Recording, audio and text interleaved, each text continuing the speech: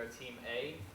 We decided to do our research on the study of brute force attacks. My name is Cooper Chrisman. I'm Jeremiah Lowe. I'm Kendrick Richardson. And I'm Tucker Sutherland.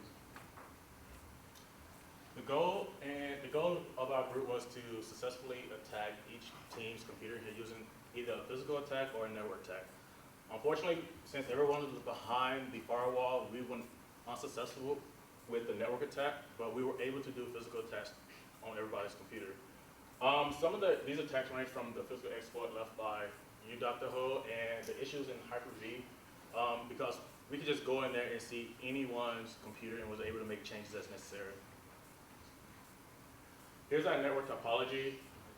As Dr. Ho stated earlier, every team was assigned computers. So our main goal was to make sure to protect our Apache machine, Ubuntu machine, and Windows machine. So we put those behind the pfSense, and putting them behind the pfSense, we created an internal private network, which is using a Class A IP address. So therefore, it would have been a lot harder for outsiders to kind of find our IP range and everything like that. Also, we use Honeybot on our Windows machine to kind of detect traffic to see who's coming in and out, but unfortunately, that wasn't a success because it had issues with it. And we also use Wireshark on our Kali machine. We didn't use it all the time, it was as needed. So I'm Cooper Chrisman again. Security Onion is a Linux distribution that we decided to utilize. It's based off Ubuntu and is commonly used for intrusion detection, network security monitoring, and log management. Some of the good tools that they have are SGIL, Squirt, and ELSA, which capture different types of data, alert data, asset data, host data, session data, as well as transaction data. And right here you can see Security Onion in action. It displays the time and date of different types of packets. You can see the port that those packets are headed to on the right over there. And we actually got this screenshot while Team D was trying to perform an attack. So you can see over here, it shows the source IPs as well as the destination IPs. And right here you can see there's a bunch of 192.168.7289, and there's many of them, and that's the Team D using their Kali Linux machines to perform an attack. So our main line of defense against network attacks is the pfSense firewall. In this case, it also acted as a router, which allowed us to subnet our workstations behind it. And basically, we use this to set up a set of rules to prevent teams from attacking us. What we try to do with our firewall rules, that you'll see in a second here, is we try to mimic normal business operation firewall that you would kind of expect. The idea was to allow teams avenues to attack us, just so the other teams blocked everything, but we didn't want that. We wanted everyone to have the opportunity to try and use the tools. So we allowed some of the very basic services to go through our firewall, and like HTTPS, web traffic, SSH, that kind of thing. And additional to that, we allowed the MySQL port and an FTP server was also allowed to do. We set those up behind the firewall to allow teams to try and exploit that if they could. Some of the Windows defense strategies that we decided to use were Honeybot. That was one of the resources that we had originally used in one of the labs that Dr. Ho taught us. So that we kind of used that to act as an early warning, I guess, in addition to our Security Onion machine. We also used the firewall, like Jeremiah was just telling you about, and the Security Onion, like I told you about. We also decided to perform regular maintenance on our machines. That includes constantly updating them so that they have the most up-to-date stuff. And then, so how successful were those defenses? Well, as many of you guys may know, our firewalls were the strongest point of everyone's defenses in class, and so it was very difficult to get through those. It worked very well.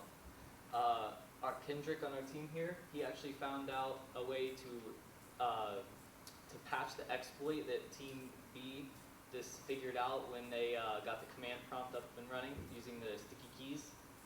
We also decided to check for rootkits, and Tucker here decided to find another type of another type of honeypot in the form of KF sensor, which actually also prevents against denial of service attacks. All right, so this is KF Sensor. I'm Tucker Sutherland, by the way. It's Cooper and Jeremiah. I chose to go with this because at first we were given a honey pot application in the lab called Honeybot, And this application actually did not stay up and running when you would log out of your machine. And in a sense, in layman's terms, what this honeypot machine or application does is it takes all the incoming traffic and outgoing traffic, and it logs it in a piece of software for you. So you can see any malicious traffic going in and out. And the reason I decided to use KF Sensor was because it actually installs itself in the system services. So when you log off of your machine, it actually is still up and running. But if you shut down your machine and then log back into your machine, it starts itself to start capturing packets right away. So if you go to the next one, these are some of the SYN flood, or this is a SYN flood that Catherine put on our machine, and since she randomized the IP addresses, it didn't prevent the DOS attack, which KF Sensor is supposed to prevent denial of service if it comes from the same IP. If you go to the next one. So we noticed a little too late that there was a certain dirty willy that got on our Ubuntu machines, and so we decided that we needed to have a great strategy to defend against that in the future. And how we did this is we did a combination of both active and passive defenses, as you can see. For our active defenses, we decided to use rootkit checkers. A rootkit, if you're not aware, is something that's on your system and gives you full control of the system, and they're actually very hard to detect. So we used two different kinds of rootkit checkers to find those, and we used RK Hunter and CHK Rootkit, which I'll show you later in the slides. Also, on top of that, we decided to try and defend against IP spoofing, which is where you forge your IP address in order to either hide the identity of yourself or impersonate another computer system. And we also decided to limit super user access. That way, we are the only ones who can run commands on our Ubuntu systems. So, if you see here on the first screen, this is the, this is the, go back one. Wait, there's a slide missing. That's weird. Anyways, we ran two different kind of rootkit checkers. On this one that you see here, this is the RK Hunter rootkit checker. You can see here that it scanned for 307 different types of rootkits, of which 0 were found on this Ubuntu system. It checked 134 different files, and there was one suspect file. Next slide, please. They must have gotten mixed up. So here you can see the other rootkit checker running as well. On the left here, it's checking for the different types of rootkits, and then on the right, you can see that nothing is found. So here, I decided to protect against spoofing, like I told you about earlier, where someone forges their IP address. I'm editing the host.configuration file, and this right here, where I added no spoof on, helps to deny that. On this screen, you can see where I create the group called admin, and in that group, I add all of our user accounts so that in the future, no one can run commands except for anyone who is in our group.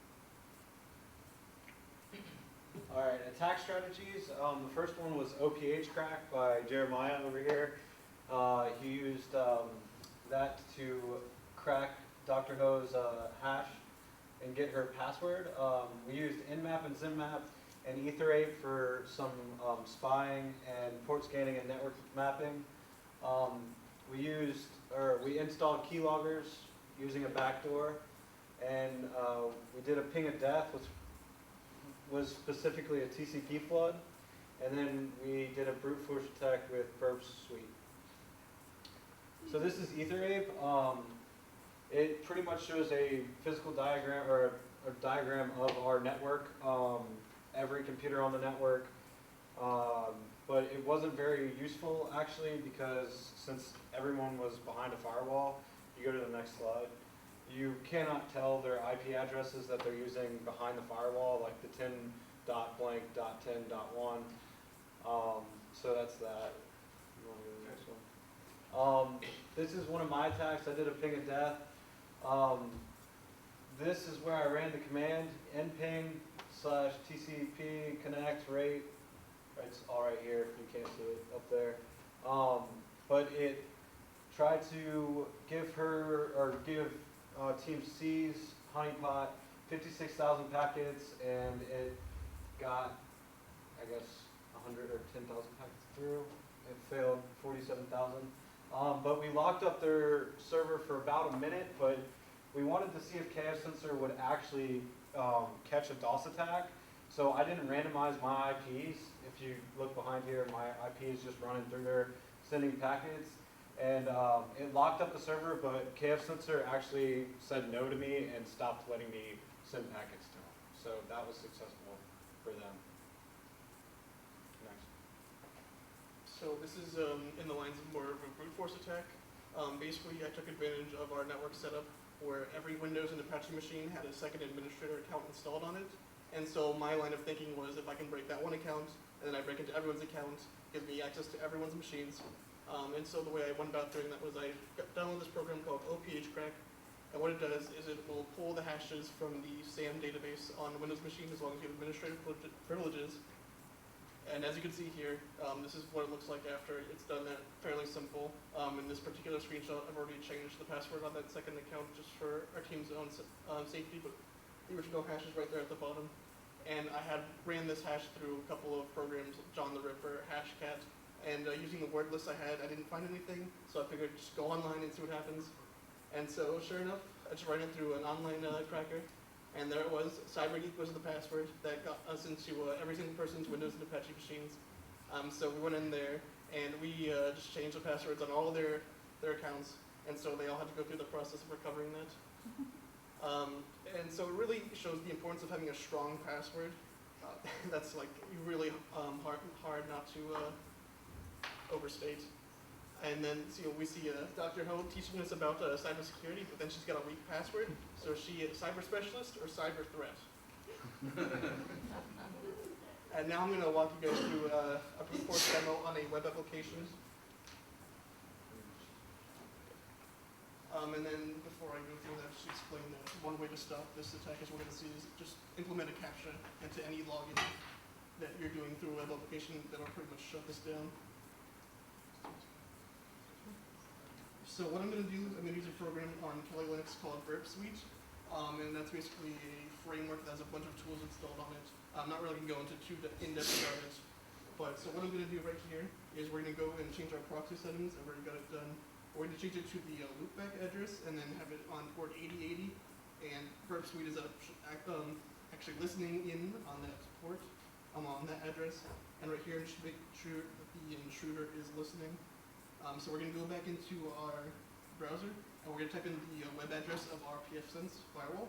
And as you can see right here, it's not actually loading, and that is because Burp Suite has intercepted the packet, and it will not go through unless we allow it to. So we'll go ahead and allow it, and there it is on the page. And what we're going to do here is we're going to fill out this form with some generic information. So for username, put in admin, and for our password, we're going to put in teammate rocks, because we do. And then so Burp Suite has again intercepted that packet. And this time, we're going to go ahead and use the intruder tool on Burp Suite. So we're going to send this packet to the intruder tab. Very simple, right-click, send to intruder. We're also going to check on the parameters that we've set. So for example, admin and teammate rules are right there. So here it is being sent to the intruder tab. I'm not actually sending this one because I've already preset it up for this recording. So then we go and forward the packet. And then we're going to go back to this page because we want something to compare when we're running through the brute force attack to make sure if it's working or not. So in this case, we're using the word incorrect to determine if the password was correct or not. So we're going back into Burp Suite, and this time we're going to the intruder tab. We're setting the attack IP on port 443, that's port for HTTPS. And this is going to be the packet payload. So what I've done here, it's already been set up, but essentially we've set a variable for the password, because that's the only thing we're focusing on in this attack. And then we're going to go ahead and set that as a runtime file, and basically this file that I've already preloaded here is a password list. It's got a ton of passwords. It's going to go through line by line and try them all with the username admin and then replace the password with whatever's in that list. And then where we put in the word incorrect, we have here for the correct match, so that if it matches the word incorrect, that means it didn't break through. And then if it doesn't show that, then it means it was a successful attack. So we simply start the attack, and here it's going to run for a little bit. And that's the basics of it.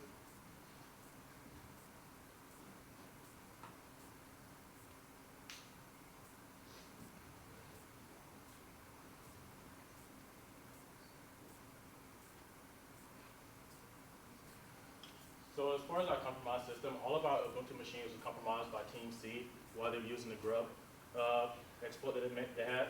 Our PF Sense was compromised by Team D, who maliciously just reset it without even doing anything that changes. Also, in Tucker's Windows computer was compromised by Team C as well. As far as the conclusion, our team has learned a lot this semester. Basically, the most important thing was our way of thinking. We went in here thinking one way, this is how we're supposed to hack, but as we moved throughout the semester, we kind of took hacking as a different, on multiple approaches that it could be done, that you could do it, like no computer is really safe, so there's always a way you can hack into a computer, as we've seen from each team. Future study will involve to successfully bypass the firewalls because all our teams had that same issue. And I feel that if we kind of could figure out how to do that, we'd be more prepared than what we are today if we could get past the firewalls. Also, we found that the brute force methods are effective, but they're not stealthy, and there's also programs that can still detect it if we try to brute force your machine. And that's it. What are your questions?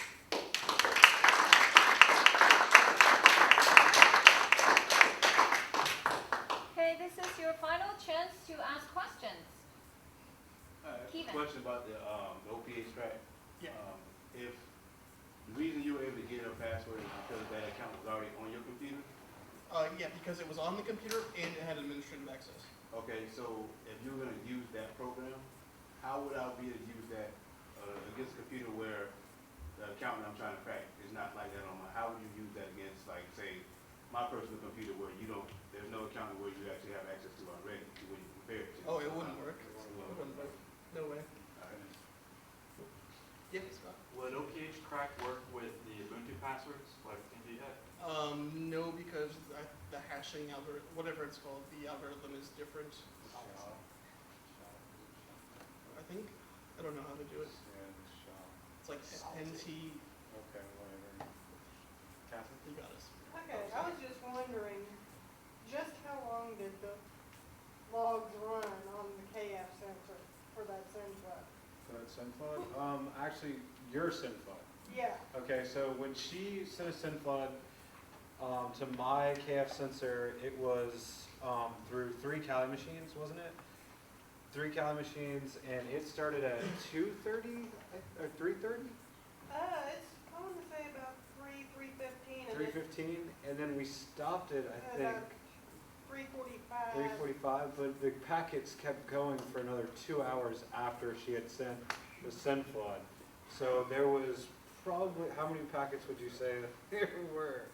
It was probably about 50,000 packets sent to me. But it was cool to see on the KF sensor. PJ?